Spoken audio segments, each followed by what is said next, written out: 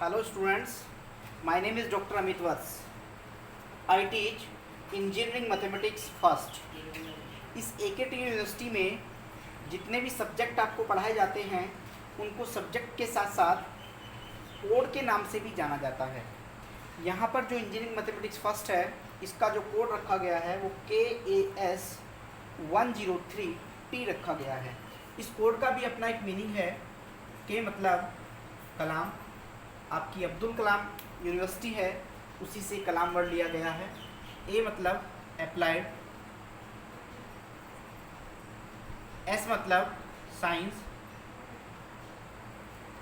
1 मतलब first semester, 3 मतलब तीसरा सब्जेक्ट और टी मतलब थ्योरी। अब स्टूडेंट्स आपके मन में एक क्वेश्चन आया होगा कि अगर ये पहले सेमेस्टर का तीसरा सब्जेक्ट है तो फिर पहला और दूसरा कौन है? तो पहला है इंजीनियरिंग फिजिक्स और दूसरा है इंजीनियरिंग केमिस्ट्री, जिसके कोड 101T और 102T के नाम से जाने जाते हैं।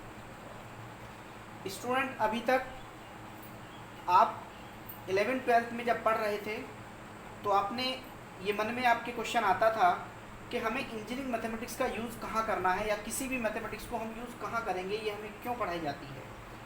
यहाँ पर आपने किसी भी ब्रांच में एडमिशन लिया है, मैकेनिकल ब्रांच हो, इलेक्ट्रॉनिक्स ब्रांच हो, सिविल ब्रांच हो, जिसमें भी आपने एडमिशन लिया, या फिर कंप्यूटर साइंस से रिलेटेड कोई ब्रांच हो जैसे computer science and engineering, information technology, data science, AI, IoT या any other branch of the computer science, सभी में मैथमेटिक्स का अपना एक इम्पोर्टेंट रोल है। हमें उसको डेली लाइफ में यूज़ करना है। कैसे हम उसको यूज़ कर पाएंगे, एक एग्जांपल से हम समझते हैं।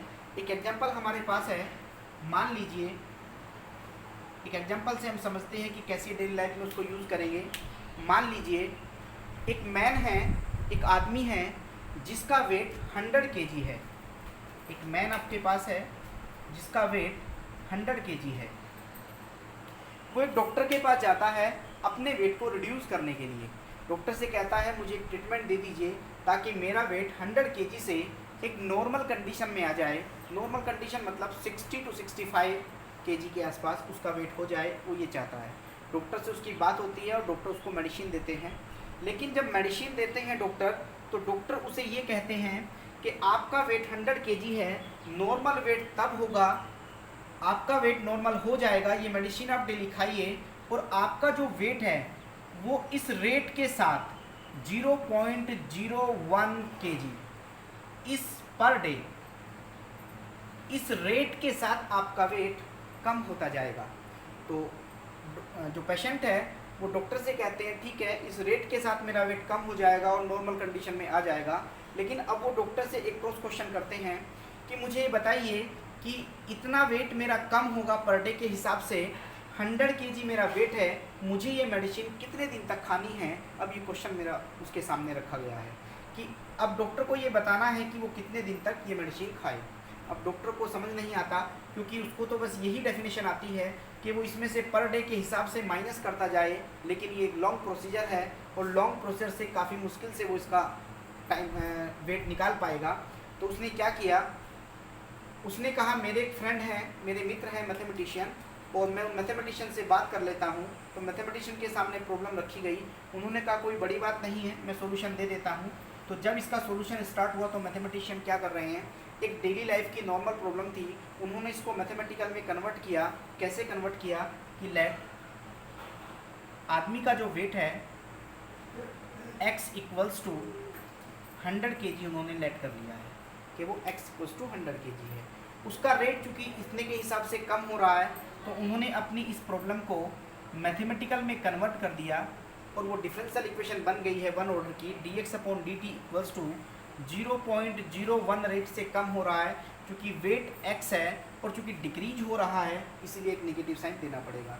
ये फर्स्ट ऑर्डर की एक लीनियर डिफरेंशियल इक्वेशन है, first order and first degree की। इसको वेरिएबल सेपरेबल से सॉल्व किया जाता है। तो जब हम इसको वेरिएबल सेपरेबल से सॉल्व करेंगे तो x वाले वेरिएबल को एक तरफ कर लेते हैं, t वाले वेरिएबल को एक तरफ कर लेते हैं और वेरिएबल सेपरेबल से इसे इंटीग्रेट कर देते हैं। जब हम इसको इंटीग्रेट करेंगे तो log x इक्वल हो जाएगा -0.01t प्लस जब इंटीग्रेशन होता है तो एक इंटीग्रेटिंग कांस्टेंट भी ऐड किया जाता है, तो एक कांस्टेंट हमने ऐड कर दिया है। कांस्टेंट ए भी ऐड कर सकते थे, सी भी ऐड कर सकते थे, चूँकि पूरी इक्वेशन लॉग में आ रही थी तो हमने इसमें लॉग ए ऐड कर दिया है। इसको थोड़ा सिंप्लीफाई करें तो x equals to a e to the power minus 0.01 t हो जाएगा। बट आपको इनिशियल ये दिया गया है कि जब स्टार्ट हुआ, टाइम स्टार्ट होता है t इक्वल्स टू 0 से, तो आदमी का वेट 100 kg है। दैन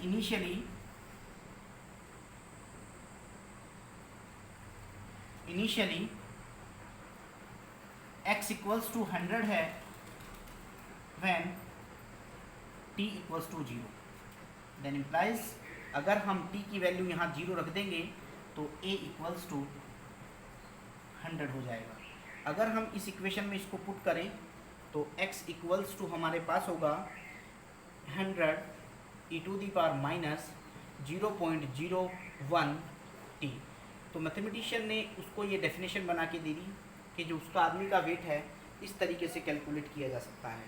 अगर हम t की वैल्यू देते जाएं, t की वैल्यू मतलब नंबर ऑफ डेज इसके अंदर रखते जाएं, तो आदमी का वेट x आपको मिलता जाएगा।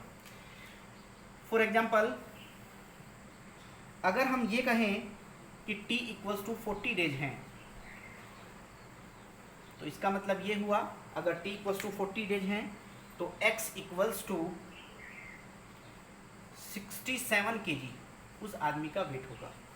अगर हम t की value if t equals to हम 50 डेज पे काउंट करना चाहें, बीच में भी कर सकते हैं, 50 डेज पे अगर हम काउंट करना चाहें तो इसका मतलब ये हुआ कि 50 डेज पे अगर हम काउंट करते हैं तो x इक्वल्स टू 55 kg उसका वेट हो जाएगा।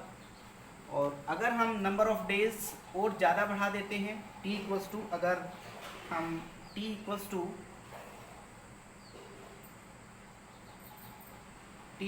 टू अगर हम 60 डेज ले लेते हैं, 50 पर हमारा जो उसका जो वेट है वो 60 kg आ रहा था, 60 kg, और 50 पर अगर 60 डेज पर देखें तो 55 kg आ रहा है, x इक्वल्स टू 55 kg। तो इस तरीके से हम देख सकते हैं कि कहाँ पे उसका एक नॉर्मल वेट आ रहा है। तो जब उसके नंबर ऑफ डेज 50 होंगे तो एक नॉर्मल वेट आ जाएगा near about x equals to 60। Mathematician ने अपनी प्रॉब्लम को सॉल्व किया और कुछ इस तरीके से उनको सॉल्यूशन दे दिया है। लेकिन अभी भी उनको ऐसा लग रहा है कि बार बार हमें वैल्यू को रखना पड़ रहा है और इसके अंदर तब हमें जाके वैल्यू मिलती है। t की वैल्यू रैंडमली कोई रखी जाती है, तब x की कोई वैल्यू मिलती है, और वेट भी अभी तक परफेक्टली वेट कैलकुलेट नहीं हो पा रहा है। तो अब उन्होंने ये कहा कि इस प्रॉब्लम को अगर और अच्छा बनाना है, तो इस प्रॉब्लम को और अच्छा बनाने के लिए उन्होंने कंप्यूटर साइंस के एक स्टूडेंट से बात की, एक स्टूडेंट से, या तो फिर जिन्होंने बीटेक कर लिया था उनसे, एक अपने मित्र से बात की। तो उन्होंने कहा कि मेरे पास एक और एक तरीका है कि मैं इसकी प्रोग्रामिंग कर सकता हूँ।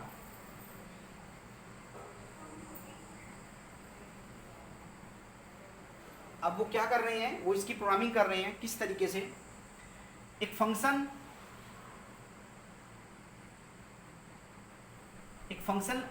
कंसीडर किया, और वो फंक्शन किस तरीके से कंसीडर किया कि x equals to function of t, क्योंकि ऑर्डिनरी डिफरेंशियल इक्वेशन है, ODE कमांड होती है इसके अंदर, ODE इक्वल्स टू, तो ऑर्डिनरी डिफरेंशियल इक्वेशन के लिए एक कमांड होती है, वो माइनस 0.01 t हो जाएगा।